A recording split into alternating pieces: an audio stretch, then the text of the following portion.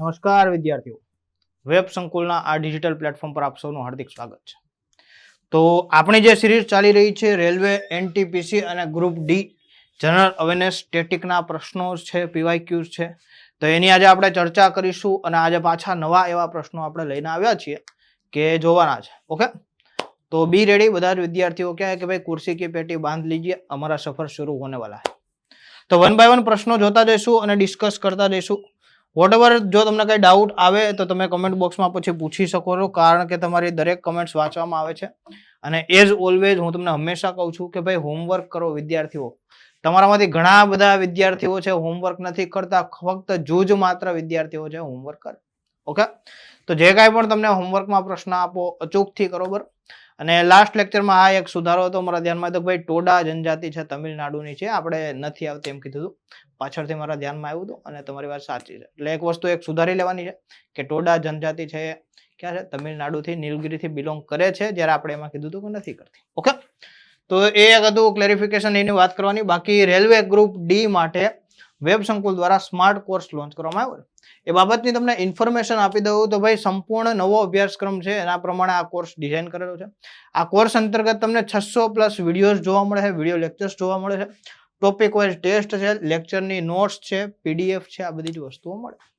શું કામ, શા માટે, તો કે ભાઈ રેલવે ગ્રુપ ડી અથવા તો એનટીપીસી અથવા તો એવી જે સેન્ટ્રલની પરીક્ષાઓ છે કે જેમાં તમને જનરલ અવેરનેસ જીકે જીએસ પૂછાય છે, તે સંપૂર્ણ અભ્યાસક્રમને ધ્યાનમાં રાખીને ડિઝાઇન કરેલ છે. તો આ કોર્સ તમને મલ્ટિપલ એક્ઝામમાં ઉપયોગી થઈ શકે છે. તો જો આ કોર્સમાં જોડાવવું હોય તો હાલ ઓફર અંતર્ગત 3 મહિના માટે ફક્ત 1999 તમે જોડાઈ શકો છો અને તમારી તૈયારીને એક બૂસ્ટ આપી શકો છો. તો શું કરવાનું જોડાવા માટે, તો ભાઈ પ્લે સ્ટોરમાં જઈ, ગૂગલ પ્લે સ્ટોરમાં જઈ વેબ સંકુલ ઓફિશિયલ એપ્લિકેશન ડાઉનલોડ કરવાની છે.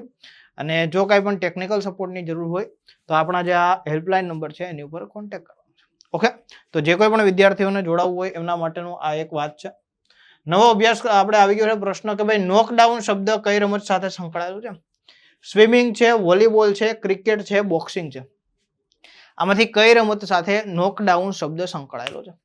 દર વખતની જેમ જ તમારે કરવાનું છે કે ભાઈ શરૂઆતમાં પોઝ લેવાનો છે અને વિચારવાનું છે કે ભાઈ આ શબ્દ ક્યાં સંકળાયેલો છે, ત્યારબાદ શું છે કે જવાબ માટે ટ્રાય કરવાની. તમારે તમારી રીતે જવાબ લખવાનો છે, પછી અહીંયા જવાબ આવશે, તમારે જોવાનું છે સાચું છે કે ખોટું. અને આફ્ટર લેક્ચર તમારે કહેવાનું કે ભાઈ ટોટલ આટલા પ્રશ્નમાંથી મારા આટલા સાચા પડ્યા અથવા તો આટલા ખોટા પડ્યા. ઓકે, તો આનાથી તમારું એક સેલ્ફ ઇવોલ્યુશન થઈ શકે અને આપણે લાઈવ લેક્ચરની જેમ જ ફીલ કરવાનું છે. તો ખરેખર નોકડાઉન શબ્દ છે ને શેની સાથે, બોક્સિંગ સાથે સંકળાયેલો શબ્દ છે. ઓકે, બોક્સિંગ સાથે સંકળાયેલો શબ્દ શું ને, નોકડાઉન છે. ક્રિકેટ સાથે કેવું હોય તો ભાઈ ગુગલી છે, યાર્ડ છે, બરોબર છે, વિકેટ છે, બરોબર છે, તો આ ક્રિકેટ સાથે સંકળાયેલા શબ્દો છે. પછી સ્વિમિંગ સાથે સંકળાયેલા શબ્દ શું છે, તો કે ભાઈ બટર સ્ટ્રોક છે, બરોબર છે, ફ્રી સ્ટાઇલ છે. ઓકે, તો આ જે શબ્દો છે એ સ્વિમિંગ સાથે સંકળાયેલા છે. વોલીબોલ સાથે શબ્દ સંકળાયેલા ક્યારે, જો હાફ વોલી તમને શબ્દ લાગે કે હા ભાઈ હાફ વોલી શબ્દ છે એ વોલીબોલ સાથે છે, નહીં, હાફ વોલી શબ્દ ક્રિકેટ સાથે સંકળાયેલો છે. ક્રિકેટ છે, ફૂટબોલ છે, હોકી છે, એની સાથે સંકળાયેલો શબ્દ શું છે, હાફ વોલી. ઓકે, તો યાદ રાખજો કે અલગ અલગ રમતો સાથે અલગ અલગ શબ્દો સંકળાયેલા છે અને આ સંદર્ભમાં જો તમને પૂછવામાં આવે તો તમને જાણકારી હોવી જોઈએ. ઠીક છે, નેક્સ્ટ જોઈએ છે આપણે, નીચેનામાંથી કઈ રમત સાથે કોક્સ શબ્દ સંકળાયેલો છે. કોક્સને આવી રીતના લખવાનું આવે, શું આવે, COX. ઓકે, COX કોક્સ તરીકે લખાય છે. અને કોક્સ એ શબ્દ કઈ રમત સાથે સંકળાયેલું છે, લાંબી કૂદ, બોટ રેસ, ઘોડાની રેસ કે પછી જેવલિન થ્રો. જેવલિન થ્રો સાથે સ્પિયર શબ્દ સંકળાયેલો છે. જેવલિન ને બીજું શું કહેવાય, જેવલિન ને કહેવાય સ્પિયર. ઓકે, સ્પિયર કહેવાય, પછી અરેના છે, બરોબર છે, પછી રન એરિયા કહેવાય.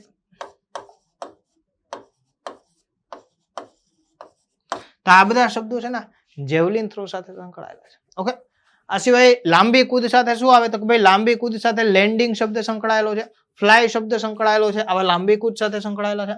બોટ રેસ સાથે શું શબ્દ સંકળાયેલો છે, તો બોટ રેસમાં જે તમને લોકોને ખ્યાલ હોય તો હમણાં ભાઈ સોશિયલ મીડિયામાં એક ઓલી રીલ વાયરલ થતી હતી કે ભાઈ બોટમાં જતા હોય અને આમામ કરીને ઓલો ભાઈ શું છે કે ભાઈ આગળ છોકરડો ઉભો હોય દિશા આપતો હોય. તો એવી જ વસ્તુ છે કે સૌથી આગળ જે બોટ રેસમાં બેઠેલો વ્યક્તિ હોય ને એને શું કહેવાય છે, એનો કોક્સ કહેવાય છે. તો તમારો જે શબ્દ છે એ કોની સાથે, તો કે બોટ રેસ સાથે સંકળાયેલો છે. સૌથી આગળ બેસનાર વ્યક્તિ કે જે દિશા નક્કી કરતો હોય બોટની, એને શું કહેવાય છે, કોક્સ કહેવાય છે. તો યાદ રાખજો કે ભાઈ બોટ રેસ સાથે સંકળાયેલો કે અને બોટ રેસ સંદર્ભે તમને અગત્યનું રાજ્ય કે તો કેરળ રાજ્ય છે. કેરળનું વેમનાદ સરોવર છે કે ત્યાં શું છે કે બોટ રેસિંગની સ્પર્ધા થાય છે. ઓકે, તો અગત્યનું છે વેમનાદ સરોવર ક્યાં આવેલું છે? કેરળમાં. ચાલો નેક્સ્ટ પ્રશ્ન છે, ડર્બી ટ્રોફી નીચેમાંથી કઈ રમત સાથે સંકળાયેલી છે? સ્નૂકર, શતરંજ, ઘોડાની રેસ કે પછી ગોલ્ફ? ડર્બી. શતરંજ સાથે ધ ગ્રાન્ડ માસ્ટર ટાઇટલ સંકળાયેલું છે, તમને લોકોને ખ્યાલ છે. સ્નૂકર સાથે શું છે કે ભાઈ સ્નૂકર સાથે, સ્નૂકર એટલે ભાઈ ઓલી લાકડી વાળી રમત, બરોબર ને, લાકડી અને દડાઓ વાળી રમત છે જેને સ્નૂકર કહે છે. પછી હોર્સ રાઇડિંગ કહેવાય છે, હોર્સ રેસ કહે છે, અને ગોલ્ફ કહે છે. તો ગોલ્ફ સાથે તો રાઇડર કપ સંકળાયેલો છે. તો અહીંયા તમારો જવાબ શું આવશે ભાઈ? ઘોડાની રેસ, હોર્સ રેસિંગ. ગોલ્ફ સાથે શું આવશે? Rider cup.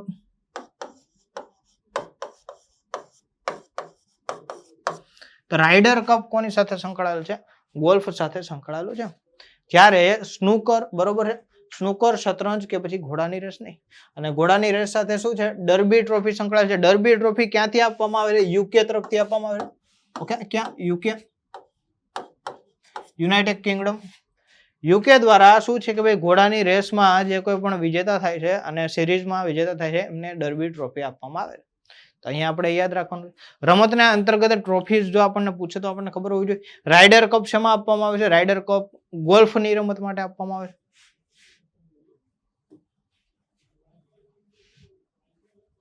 ભારત અને અન્ય કયા દેશ વચ્ચે સંયુક્ત સૈન્ય કવાયત? હવે આર્મી મિલિટરી એક્સરસાઇઝ ની વાત છે. જો 3 પ્રકારની એક્સરસાઇઝ હોય, એક મિલિટરી એક્સરસાઇઝ હોય,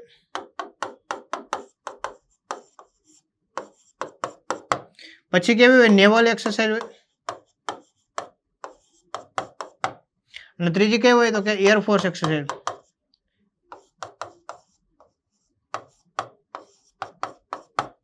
આવી 3 અલગ અલગ પ્રકારની એક્સરસાઇઝ યોજાતી હોય છે કે જે શું છે કે ભાઈ અલગ અલગ, બરોબર ને, એરફોર્સ હોય, વાયુદળ હોય, પાયદળ હોય અને નૌકાદળ હોય.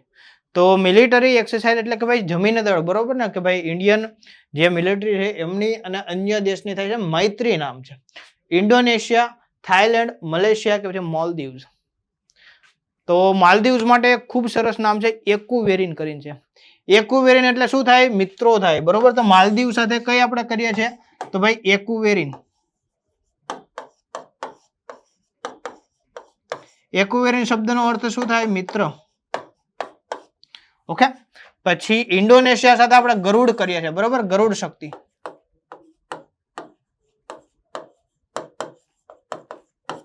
ગરુડ શક્તિ નામની એક્સરસાઇઝ આપણે કોના તો કે ભાઈ ઇન્ડોનેશિયા સાથે કરીએ છીએ.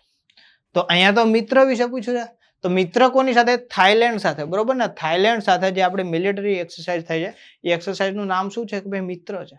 પછી સૂર્ય કિરણ આવે, બરોબર છે, આવી અલગ અલગ, માલાબાર આવે. તો આવી અલગ અલગ એક્સરસાઇઝ થતી હોય છે કે શું છે કે ભાઈ 2 દેશના સૈનિકો છે, બરોબર, નૌકાદળ, પાયદળ અથવા તો હવાદળ છે, એના સૈનિકો દ્વારા શું છે કે ભાઈ આપાતકાલીન પરિસ્થિતિમાં, યુદ્ધની પરિસ્થિતિમાં એકબીજાને કેમ ઉપયોગી થવું એ બાબતની આ એક્સરસાઇઝ હોય છે. ઓકે, પછી મલેશિયા સાથે પણ એક્સરસાઇઝ થાય છે. એ તમને હોમવર્કમાં આપું કે ભાઈ મલેશિયા સાથે ભારતીય સેનાની કઈ એક્સરસાઇઝ થાય. નામ સહેલું છે, તમને આવડશે, પરંતુ આ શું છે કે તમારો હોમવર્ક છે. તો અહીંયાથી તમારું પહેલું હોમવર્ક આવ્યું છે કે મલેશિયા સાથે ભારતીય આર્મી દ્વારા કઈ પ્રકારની એક્સરસાઇઝ કરવામાં આવે છે. ઓકે, તો 1 by 1 હોમવર્ક આવતું જશે જે તમારે કમેન્ટ બોક્સમાં બતાવવાનું રહેશે. નેક્સ્ટ જોઈએ આપણે, હેન્ડ ઇન હેન્ડ લશ્કરી કવાયત કયા દેશો વચ્ચે થાય છે? હેન્ડ ઇન હેન્ડ, બરોબર ને, કે ભાઈ હાથમાં હાથ, હાથ से हाथ मिलाने से क्या है कि भाई भाईचारा बढ़ता है. તેવી રીતના હેન્ડ ઇન હેન્ડ જે એક્સરસાઇઝ ભારત અને ચીન, અમેરિકા અને જાપાન, ફ્રાન્સ અને ભારત કે પછી અમેરિકા અને ભારત. તો હેન્ડ ઇન હેન્ડ જે એક્સરસાઇઝ છે, બરોબર છે, કોના દ્વારા તો કે ભાઈ ભારત અને ચીન વચ્ચે થાય છે. હિન્દી ચીની ભાઈ ભાઈ, બરોબર. તો ભારત અને ચીન વચ્ચે જે મિલિટરી એક્સરસાઇઝ છે એનું નામ શું છે? હેન્ડ ઇન હેન્ડ છે, બરોબર છે. તો અલગ અલગ દેશો સાથે આવી થતી હોય છે એક્સરસાઇઝ, એ સંદર્ભમાં વાત છે. નેક્સ્ટ જોઈએ પ્રશ્ન, ભારતીય વાયુસેનાએ જુલાઈ-ઓગસ્ટ 2018માં ઓસ્ટ્રેલિયામાં પહેલીવાર મલ્ટીનેશનલ, બરોબર, વાયુસેના કવાયતમાં ભાગ લીધો હતો. આ લશ્કરી કવાયતનું નામ શું છે? હવે કેવું છે ખબર કે ભાઈ ઘણીવાર મલ્ટિપલ દેશો ભેગા થાય અને એના દ્વારા નક્કી કરવામાં આવે. માનો કે ભાઈ આપણા મિત્ર રાષ્ટ્રો છીએ કે ભાઈ 15 દેશ છે, બરોબર. આ 15 દેશ છે, 17 દેશ છે, અથવા તો 25 દેશ છે. તો આ 25 દેશોના શું છે કે ભાઈ એરફોર્સ ભેગા થાય અને એરફોર્સ આર્મીના જે કંઈ પણ ઓફિસરો હોય, સૈનિકો હોય, ભેગા થાય અને એમના દ્વારા આપાતકાલીન પરિસ્થિતિમાં કેવી રીતના એકબીજાને મદદ કરવાની, કેવી રીતના સામનો કરવાનો, એ બધી વસ્તુઓ માટે શું છે કે ભાઈ પ્રેક્ટિસ કરવામાં આવે. આપણે લોકો કેમ ભેગા થઈને મિત્રો રમતા હોઈએ છીએ સ્કૂલમાંથી, અથવા તો શું છે કે ભાઈ કોલેજ પછી કે ક્યારે પણ તમે મિત્રો ભેગા થાવ અને જનરલી સ્કૂલ ટાઈમમાં આપણે રમતા. તેવી રીતના શું છે કે ભાઈ મિત્ર રાષ્ટ્રો ભેગા થાય છે અને એક ટાઈપની એક્સરસાઇઝ કરે છે કે ભાઈ માનો કે કાલ સવારે યુદ્ધની પરિસ્થિતિ આવે તો આપણે કેવી રીતના એકબીજાને મદદરૂપ થઈ શકશું, એકબીજાને ઓળખીશું, એકબીજાની આવડત વિશે જાણીશું, બરોબર. કારણ કે આ વસ્તુ જરૂરી હોય છે. સૈનિકોને સામેવાળા સૈનિકના પ્લસ અને માઇનસ પોઈન્ટ ખબર હોવા જોઈએ. કારણ કે જો કોઈ વ્યક્તિનો પ્લસ પોઈન્ટ છે, બરોબર છે, તો એ સપોર્ટ તરીકે ઉભો રહે છે. અને કોઈ વ્યક્તિનો માઇનસ પોઈન્ટ હોય તો ખબર પડે કે ભાઈ આ વ્યક્તિ છે આટલા તાપમાનમાં નહીં રહી શકે. તો એના માટે આપણા સૈનિકો દ્વારા શું છે કે ભાઈ મદદ કરી શકાય. તો અલગ અલગ ભૌમિતિક વાતાવરણ હોય, અલગ અલગ પરિસ્થિતિ હોય, એમાં સૈનિકોના સસ્ટેનેબિલિટીને ધ્યાનમાં રાખીને આવી એક્સરસાઇઝ કરવામાં આવતી હોય. તો યાદ રાખજો, એનું નામ છે પીચ બ્લેક. ઓકે, શું નામ છે? પીચ બ્લેક કરીને એક્સરસાઇઝ કરવામાં આવી હતી. કાળો નહીં, બરોબર, ગુજરાતી કરી નાખ્યું છે કાળો, પરંતુ અહીંયા શું આવશે? Peach black. આ તો પીચ બ્લેક નામની એક્સરસાઇઝ કરવામાં આવે છે અને જેના અંતર્ગત શું છે કે ભાઈ એરફોર્સિસ, બરોબર છે, અને એરફોર્સિસ દ્વારા આ આયોજન કરવામાં આવે છે. ઓસ્ટ્રેલિયન, બરોબર છે, Australian air force, royal Australian air force.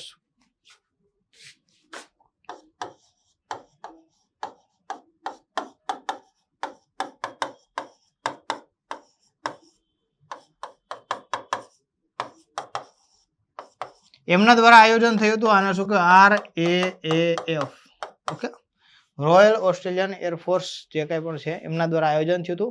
અને અલગ અલગ મલ્ટીનેશનલ, બરોબર ને, જો 1, 2 અથવા 3 હોય તો ભાઈ બાય અથવા ટ્રાય કહેવાય, બરોબર. મોર દેન 3 હોય તેને શું કહેવાય? મલ્ટીનેશનલ કહેવાય. તો આવું મલ્ટીનેશનલ જે શું છે કે ભાઈ કન્ટ્રીઝના એરફોર્સ ડિપાર્ટમેન્ટ દ્વારા એક્સરસાઇઝ કરવામાં આવી હતી અને જે RAAF તરીકે ઓળખાય છે, રોયલ ઓસ્ટ્રેલિયન એરફોર્સ, જે એનો બેઝ છે ત્યાં આ એક્સરસાઇઝ યોજવામાં આવી હતી. જૂનો પ્રશ્ન છે, PYQs તરીકે છે, આગળ ઓલરેડી પૂછાઈ ગયેલો પ્રશ્ન છે. નેક્સ્ટ જોઈએ આપણે.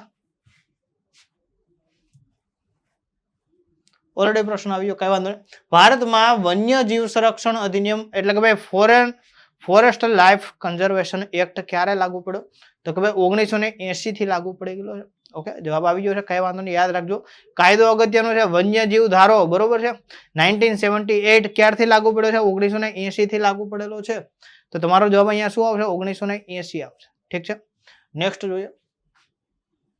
ભારતે કયા વર્ષે ગ્રામીણ બાહેંધરી રોજગાર યોજનામાં શું છે કે ભાઈ ગાંધીજી, MG એટલે ભાઈ ગાંધીજીનું નામ જોડ્યું, બરોબર. આ મનરેગાની વાત છે કે ભાઈ નરેગા હતું, NREGA,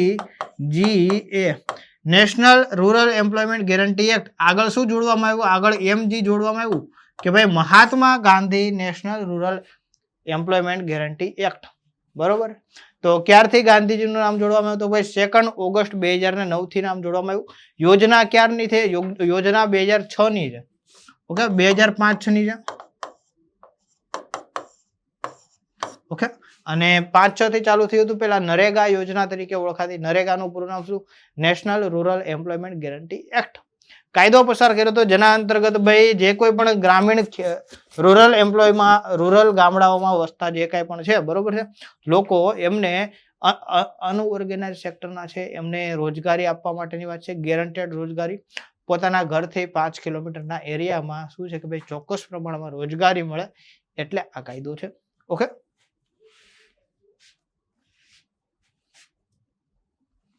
ફેમા એક્ટ ક્યારે પસાર થયો હતો?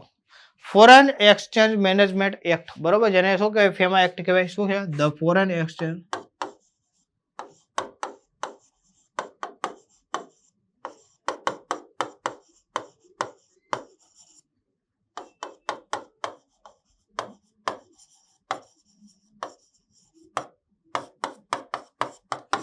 ફેમા એક્ટ શું કામ? કે ભાઈ જે ફોરેન કરન્સી છે, ફોરેન એક્સચેન્જ છે, એના મેનેજમેન્ટ બાબતનો એક્ટ છે કે જે ક્યારે પસાર થયો હતો? વર્ષ આપણે યાદ રાખવાનું છે. ફેમા એક્ટ મુખ્યત્વે 1999 માં પસાર થયો હતો, ડિસેમ્બર 1999.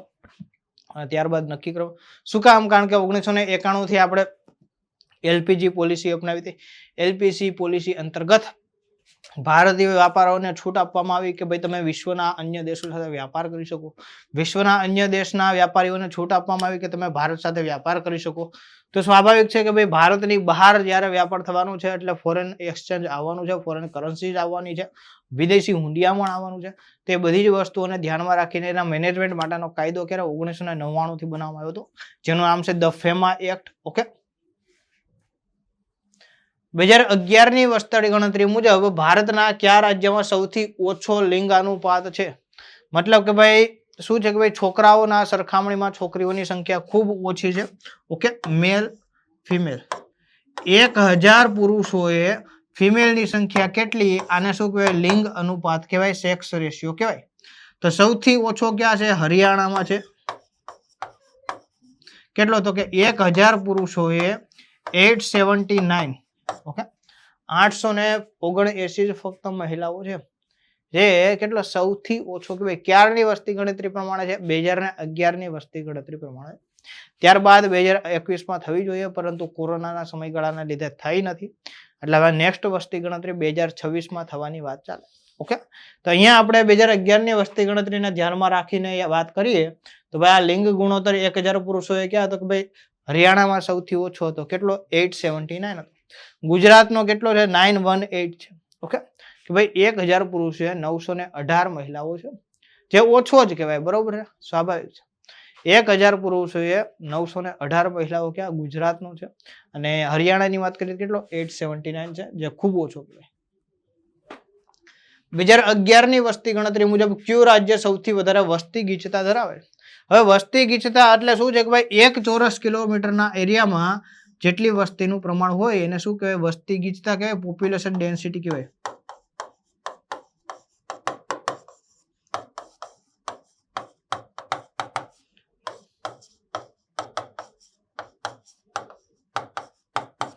એક સ્ક્વેર કિલોમીટરના એરિયામાં જેટલા લોકો વસવાટ કરતા હોય, જેટલા લોકો રહેતા હોય એને શું કહેવાય? વસ્તી ગીચતા કહેવાય.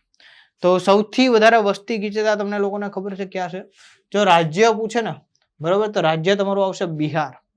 બિહારમાં 11,000 પ્લસ. બરોબર છે, કેટલી? 11,000 પ્લસ ની વસ્તી ગીચતા છે. એટલે સબ પે ભારે બિહારી લોકોની વસ્તી ખૂબ વધારે છે, તમને લોકોને ખ્યાલ છે. દેશના દરેક રાજ્યોમાં અન્ય કોઈ રાજ્યનો વ્યક્તિ જોવા મળે કે ના મળે, પણ બિહારી તમને જોવા મળે. તમે કાશ્મીરમાં જાઓ કે ભાઈ તમિલનાડુમાં જાઓ, તમને ચોક્કસથી બિહારી વ્યક્તિ જોવા મળશે. શું કામ? કારણ કે બિહારની વસ્તી ખૂબ વધારે છે. ઓકે, તો યાદ રાખજો કે બિહાર છે આવશે તમારો જવાબ. 2011 ની વસ્તી ગણતરી મુજબ ભારતનો સૌથી વધુ વસ્તી ધરાવતો જિલ્લો કયો? સૌથી વધારે વસ્તી ધરાવતો જિલ્લો કીધો છે. બરોબર છે, અને કયો આવશે? ચુરુ રાજસ્થાન, થેની તમિલનાડુ, ગાઝિયાબાદ ઉત્તર પ્રદેશ, થાણે મહારાષ્ટ્ર. તો તમને લોકોને ખ્યાલ હોય તો ખૂબ સારી વાત છે, નો ખ્યાલ હોય તો તમને લોકોને કહું કે ભાઈ થાણે મહારાષ્ટ્ર છે ને. તમને એમ લાગે કે સાહેબ મુંબઈ આવે, દિલ્હી આવે, અમદાવાદ આવે, એવું નહીં. સૌથી વધારે 2011 ની વસ્તી ગણતરી મુજબ ક્યાં છે? તો કે ભાઈ થાણે મહારાષ્ટ્ર છે. એની વસ્તી હતી કેટલી? તો કે 11,62,000 પ્લસ. ઓકે,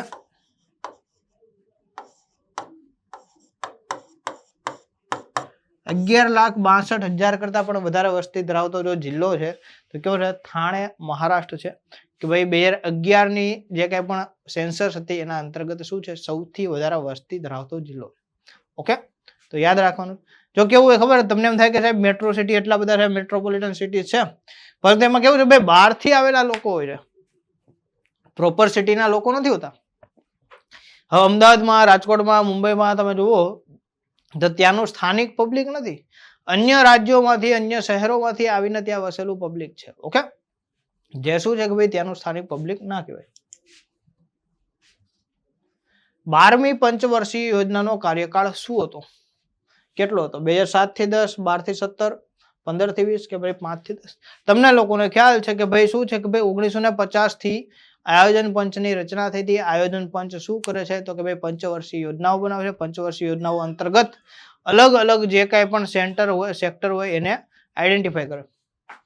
તો એમાં એગ્રીકલ્ચર આવી ગયું, પછી ગરીબી આવી ગઈ, પછી ઉદ્યોગો આવી ગયા, પછી સ્વાસ્થ્યને લગતી બાબત આવી ગઈ, શિક્ષણની બાબત આવી ગઈ, ગરીબી નિવારણની આવી ગઈ, ઓકે, અનાજની બાબત આવી ગઈ. આવા અલગ અલગ સેક્ટરને આઈડેન્ટિફાય કરે અને એના માટેની પંચવર્ષીય યોજનાઓ.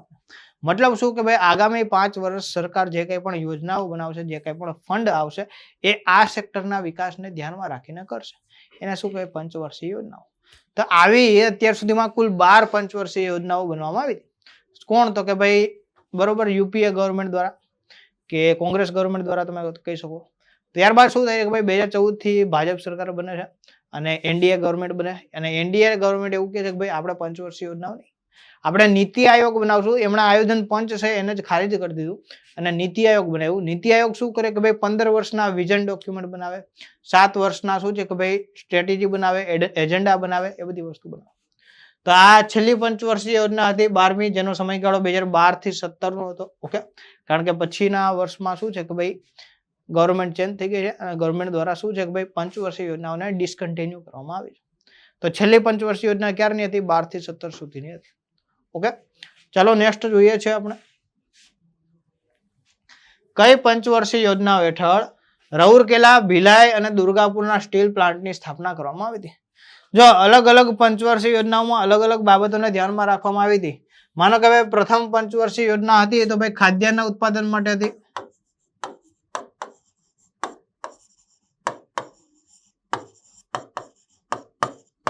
બીજી હતી કઈ છે?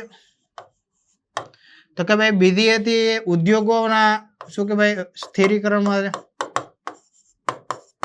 ત્રીજી શું છે? અનાજ ઉત્પાદનમાં આત્મનિર્ભર. ઓકે, ચોથી શું છે? તો કે ભાઈ ગરીબીઓ માટે શું કે સામાન્ય સેવાઓ.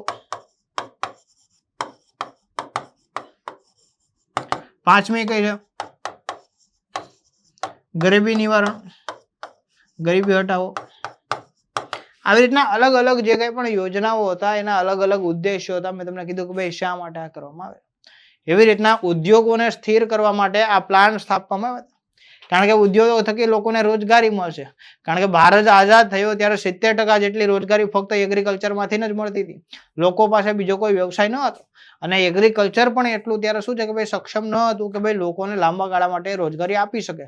શું કામ? કારણ કે એમાં અનેક સમસ્યાઓનો સામનો કરવો પડતો. તો ત્યારબાદ ઉદ્યોગોને ડેવલપ કરવા માટે સેકન્ડ પંચવર્ષીય યોજના કે જેનો સમયગાળો 1956 થી 61 નો હતો અને એ અંતર્ગત શું છે કે ભાઈ એ અંતર્ગત આ ભિલાઈ, રાઉરકેલા અને દુર્ગાપુર સ્ટીલ પ્લાન્ટની સ્થાપના કરવામાં આવી.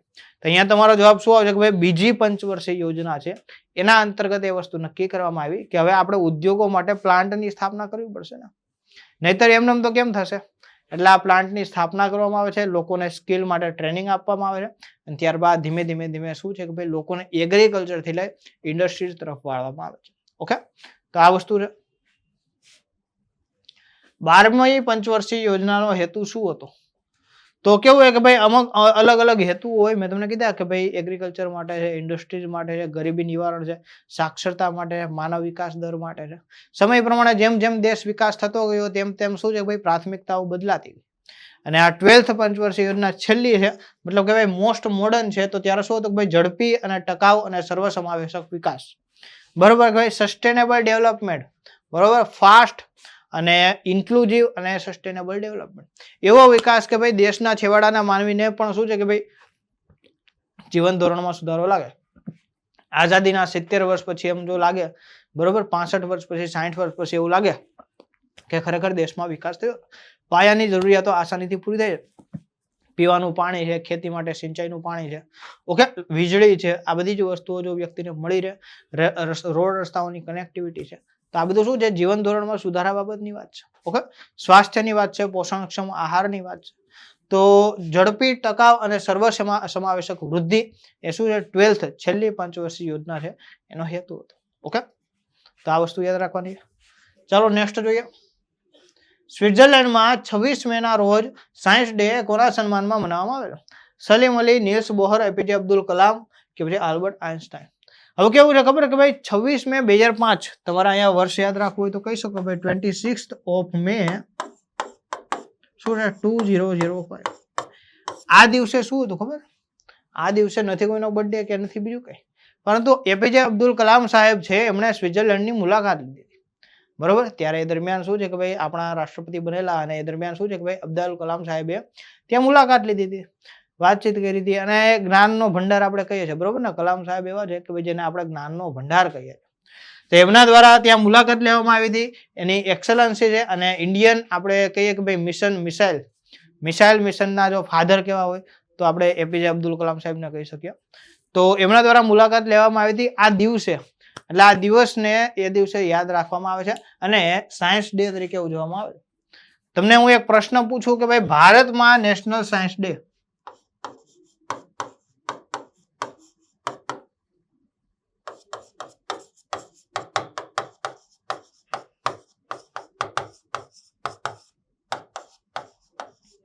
ક્યારે ઉજવવામાં આવે છે? ખૂબ સહેલો પ્રશ્ન છે, અને ફર્સ્ટ હાફમાં, બરોબર. હું તમને ત્યાં સુધી કીધું કે ભાઈ યરના ફર્સ્ટ હાફમાં ઉજવવામાં આવે. તો કયા દિવસે ઉજવવામાં આવે છે તમારે કમેન્ટ બોક્સમાં લેવાનું છે. સેકન્ડ પ્રશ્ન છે આજના હોમવર્કનો કે ભાઈ ભારતમાં નેશનલ સાયન્સ ડે ક્યારે મનાવવામાં આવે અને શા માટે? તો સ્વિટ્ઝરલેન્ડમાં તો સાયન્સ ડે છે 26 મે મનાવવામાં આવે. શું કામ? તો કે ભાઈ કલામ સાહેબે ત્યાં મુલાકાત લીધી હતી.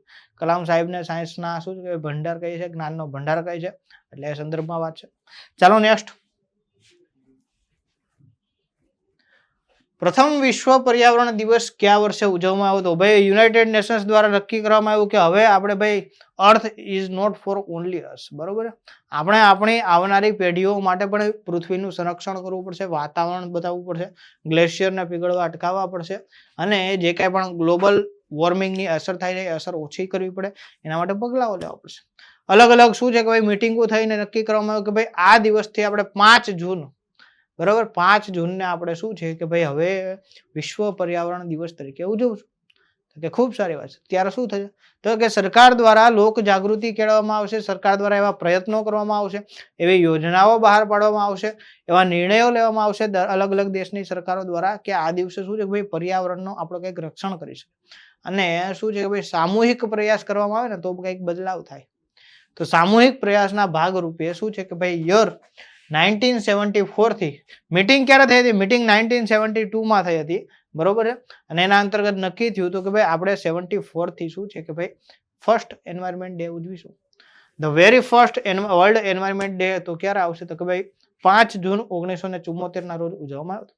ચાલો હું તમને પ્રશ્ન પૂછું કે ભાઈ ઇન્ટરનેશનલ યોગા ડે સૌ પ્રથમ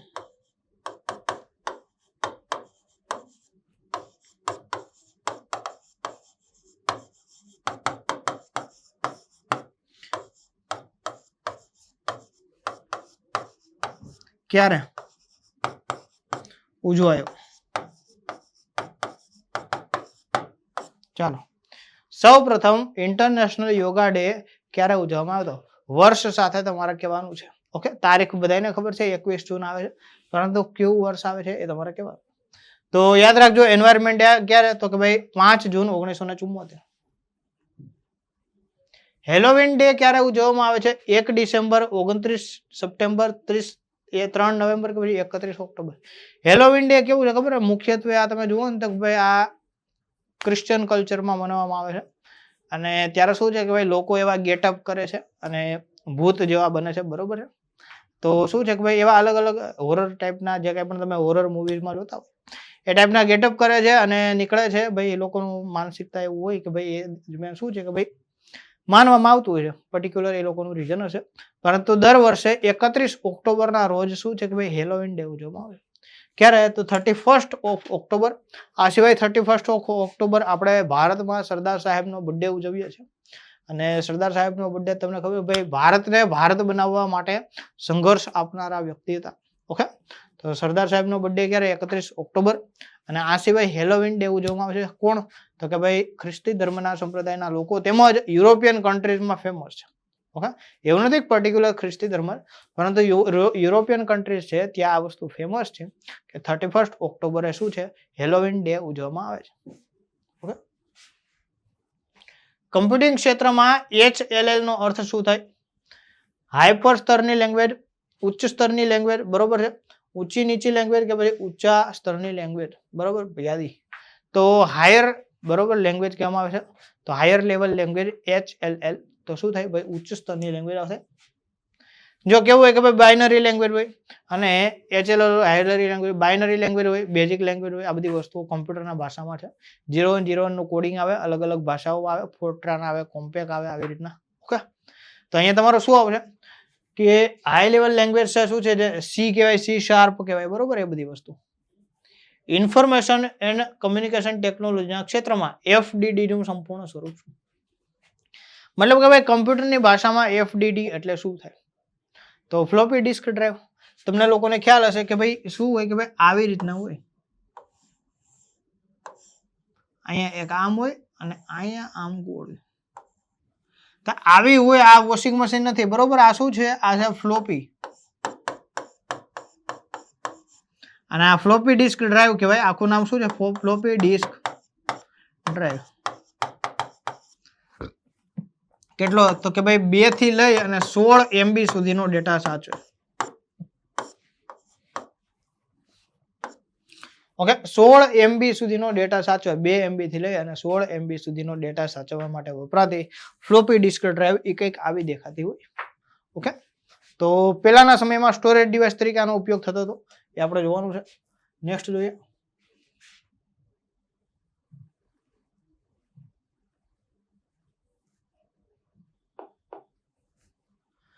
ઈમેલમાં વપરાતા BCC નું પૂરું નામ શું છે? Black carbon copy, blind computer નકલ, બરોબર, blind computer copy, blind carbon copy કે પછી બ્લેક કમ્પ્યુટર કોપી. હવે કેવું છે ખબર? હવે તમારે એક મને મેલ કરવો છે, એક મેલ બીજા મિત્રને કરવો છે, એક મેલ ત્રીજા મિત્રને કરવો છે. પરંતુ કેવું છે કે તમારે જાણવું નથી કે ભાઈ તમે બીજા લોકો જોઈ શકે. ભાઈ રાહુલભાઈને મેસેજ જે કર્યો હોય એ હું ન જોઈ શકું. મને જે મેલ કર્યો છે બીજા કોને કોને કર્યો છે હું ના જોઈ શકું. તો એના માટે BCC વપરાય છે. BCC નું પૂરું નામ થઈ શું થાય? Blind carbon copy.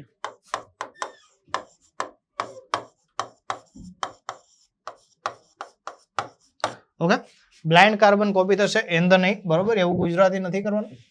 જે અમુક શબ્દો છે એમ તો એમ નંબર અંગ્રેજીમાં યાદ રાખવાના છે. BCC blind carbon copy.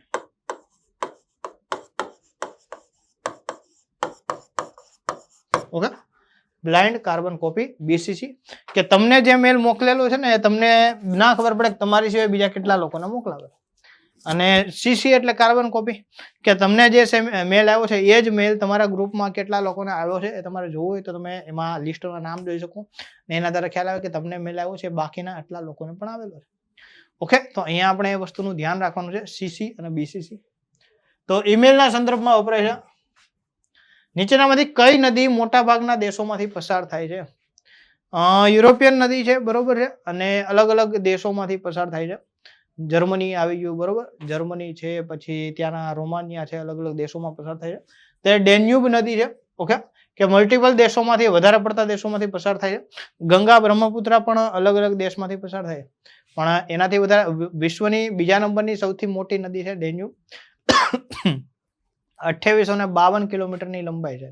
Okay, તો અલગ અલગ 6 થી 7 જેટલા નાઇજર છે, અલગ અલગ દેશમાંથી પસાર થાય છે. નીચેનામાંથી કઈ નદી મુખ્યત્વે સાઉથ આફ્રિકામાં આવે છે અને આને સાઉથ આફ્રિકાની સૌથી મોટી રિવર કહેવાય છે? બરોબર, આફ્રિકાની નહીં. જો આફ્રિકાની ગયો તો નાઇલ નદી આવશે, પણ સાઉથ આફ્રિકાની સૌથી મોટી નદી કહેવામાં આવે છે તેને ઓરેન્જ રિવર કહેવામાં આવે છે. ઓકે, તો અહીંયા તમારો જવાબ શું આવશે? ઓરેન્જ રિવર છે એ સાઉથ આફ્રિકાની સૌથી મોટી નદી છે, દક્ષિણ આફ્રિકાની, આખા આફ્રિકાની નહીં. ઓકે, અને સાઉથ આફ્રિકાના સંદર્ભમાં કહીએ તો ભાઈ શું છે કે ભાઈ સાઉથ આફ્રિકાની ખૂબ મોટી નદી છે અને લગભગ 2500 કિલોમીટર જેવી લંબાઈ ધરાવે છે, એટલે ઘણી મોટી છે.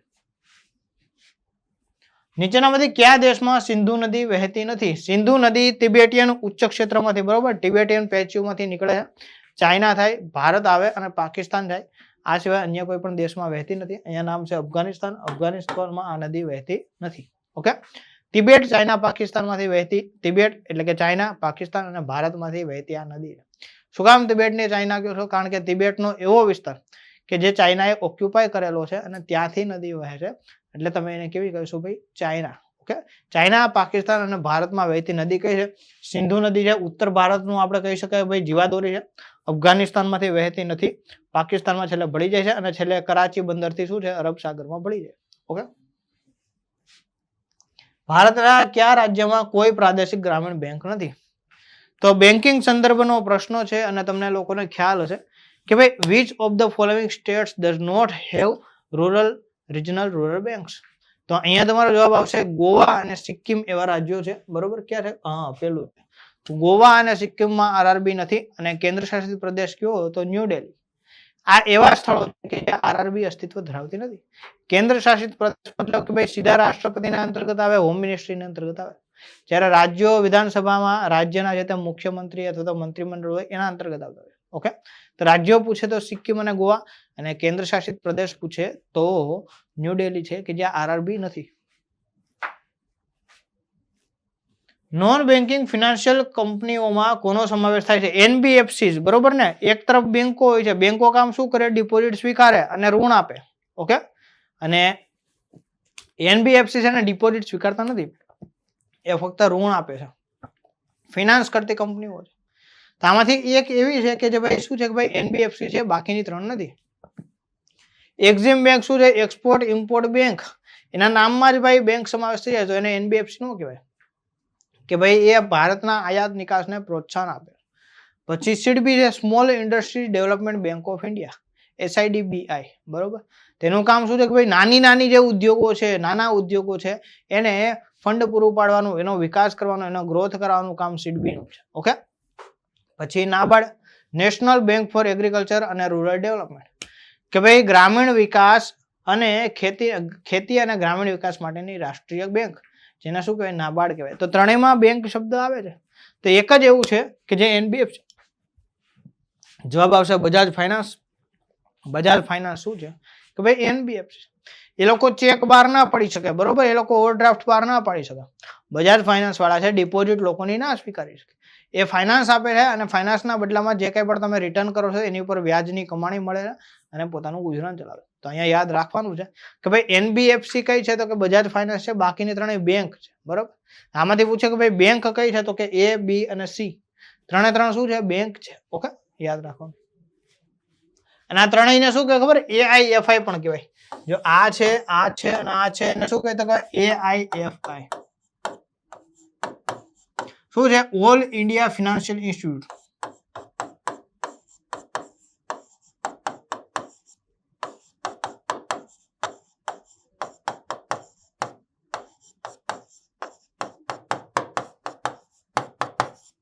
ઓકે, તો ઓલ ઇન્ડિયા ફિનાન્શિયલ ઇન્સ્ટિટ્યૂટ તરીકે ઓળખવામાં આવે છે, AIFI તરીકે આપણે ઓળખીએ છીએ. અને આ સિવાય આરબીઆઈ પણ આવે છે, NABFID, national bank four infrastructure અને શું કહેવાય ડેવલપમેન્ટ, એને પણ શું કહેવાય છે તો કે ભાઈ AIFI કહે છે. કે ભાઈ દેશની સૌથી મોટી નાણાકીય સંસ્થાઓ તરીકે આપણે ઓળખીએ છીએ ને, તો કોને? તો કે ભાઈ એક્ઝિમ બેંક, સીડબી અને નાબાર્ડ ને. જ્યારે બજાજ ફાઇનાન્સ છે શું છે? એનબીએફસી છે. નેક્સ્ટ જોઈએ, નીચેનામાંથી કોણ ભારત સરકારના ચીફ બેન્કર છે? બરાબર, મતલબ કે ભાઈ સરકારને નાણાંની જરૂરિયાત પડે તો ભાઈ આમાંથી કોણ છે સરકારને મદદ કરે છે? અથવા તો સરકારને નાણાં વધી ગયા છે તો ભાઈ સરકારને ઇન્વેસ્ટમેન્ટ કરવું છે તો એ બાબતનું કામ કોણ કરે? તમને લોકોને ખ્યાલ છે કે જો કોઈ પણ કંપનીઓ હોય ત્યાં શું છે કે ભાઈ કંપનીઓમાં એક એકાઉન્ટ ડિપાર્ટમેન્ટ હોય, ત્યાં 1, 2 અથવા તો 3 જેવી કંપની એ પ્રમાણે લોકો હોય અને વસવાટ કરતા હોય. એમના દ્વારા કામ શું હોય તો ભાઈ કંપનીની જે કાંઈ પણ બેન્કિંગ જરૂરિયાતો હોય એ પૂરી કરતા હોય. કંપનીને લોન લેવાની છે, કંપનીને ઇન્વેસ્ટમેન્ટ કરવાનું છે, કંપનીને કોઈને પૈસા આપવાના છે, કોઈની પાસેથી લેવાના છે, તે બધો જ વ્યવહાર ત્યાંથી થતો હોય. તો કંપની સંદર્ભમાં એકાઉન્ટ ડિપાર્ટમેન્ટ દ્વારા આ વસ્તુ સંભાળવામાં આવતી હોય. પરંતુ ભારત સરકાર શું છે ભાઈ? સરકાર તો સરકાર છે. બરોબર ને? દેશની સર્વોચ્ચ સરકાર. તો એના વતી આ બધા બેન્કિંગ વ્યવહારો કોણ કરે તો કે ભાઈ દેશની સર્વોચ્ચ બેંક, જેનું નામ શું છે? Reserve bank of India. તો અહીંયા તમારો જવાબ શું આવશે કે ભાઈ રિઝર્વ બેંક ઓફ ઇન્ડિયા છે એ શું છે કે ભાઈ ગવર્મેન્ટ ઓફ ઇન્ડિયાની બેન્કર છે. ગવર્મેન્ટ ઓફ ઇન્ડિયા થકી જે કાંઈ પણ ટ્રાન્ઝેક્શન્સ કરવાના આવે, જે કાંઈ પણ વ્યવહારો કરવાના આવે, એ વ્યવહારો કોણ કરે છે તો કે રિઝર્વ બેંક કરે છે. ઓકે, તો અહીંયા તમારે યાદ રાખવાનું કે ભાઈ રિઝર્વ બેંક RBI છે શું છે તો કે ભાઈ ગવર્મેન્ટ ઓફ ઇન્ડિયાની ચીફ બેન્કર છે. અગેન બરોબર, રેલવે ગ્રુપ ડી માટે વેબ સંકુલ આપણા દ્વારા શું છે કે ભાઈ સ્માર્ટ કોર્સ તમને ડિઝાઇન કરીને લોન્ચ કરવામાં આવ્યો છે. જેના અંતર્ગત શું મળશે તો કે 600+ તમને વિડીયો લેક્ચર્સ મળશે. અને જે લેક્ચર્સમાં તમે ટોપિક્સ ભણ્યા છો એની ટોપિક ટેસ્ટ મળશે, પ્રેક્ટિસ ટેસ્ટ મળશે. આ સિવાય તમને લેક્ચરની નોટ મળશે, ફ્રી PDF મળશે. આ સુવિધાઓ મળે છે. 3 મહિનાના સમયગાળા માટે જો જોડાવવું હોય તો ફક્ત 1999 તમે જોડાઈ શકો છો. કેવી રીતના જોડાવાનું? તો કે ભાઈ ગૂગલ પ્લે સ્ટોરમાંથી એન્ડ્રોઈડ મોબાઈલ વાપરતા હોય અથવા તો એપલ વાપરતા હોય તો ભાઈ પ્લે સ્ટોર પર જવાનું અને ત્યાંથી શું છે ભાઈ વેબ સંકુલ ઓફિશિયલ એપ્લિકેશન ડાઉનલોડ કરવાની. ઓકે, અને 1 by 1 એમાં તમને કોર્સિસ બતાવશે અને ઓનલાઈન જેવી રીતના તમે કોઈ પણ વસ્તુ પરચેઝ કરો એવી રીતના તમે કરી શકો છો. અને જો કંઈ ટેકનિકલ સપોર્ટની જરૂર હોય તો આપણા હેલ્પલાઇન નંબર છે 4, એની ઉપર તમે કોન્ટેક્ટ કરી શકો છો અને ટેકનિકલ સપોર્ટ મેળવી શકો છો. આ સિવાય આજનો લેક્ચર તમને કેવો લાગ્યો છે એનો પ્રતિભાવ તમારે કમેન્ટ બોક્સમાં આપવાનો છે. જે કાંઈ પણ હોમવર્ક પ્રશ્નો આજે ઓછા પ્રશ્નો આવ્યા તે પ્રશ્નોના તમારે જવાબ કમેન્ટ બોક્સમાં લખવાના છે આફ્ટર લેક્ચર. ઓકે, ભૂલવાનું નથી ખાસ, કારણ કે તમારા વ્યક્તિથી શું થશે કે ભાઈ તમે લખશો ને એટલે તમારી પ્રેક્ટિસ થશે અને પ્રેક્ટિસ થકી તમને એ વસ્તુ આવડશે. તો આ બધી જ વસ્તુઓ ધ્યાનમાં રાખવાની છે વહાલા વિદ્યાર્થીઓ. બાકી મળીએ છીએ નેક્સ્ટ લેક્ચરમાં. ત્યાં સુધી બધા જ વહાલા વિદ્યાર્થીઓને જય હિન્દ, જય ભારત. Thank you.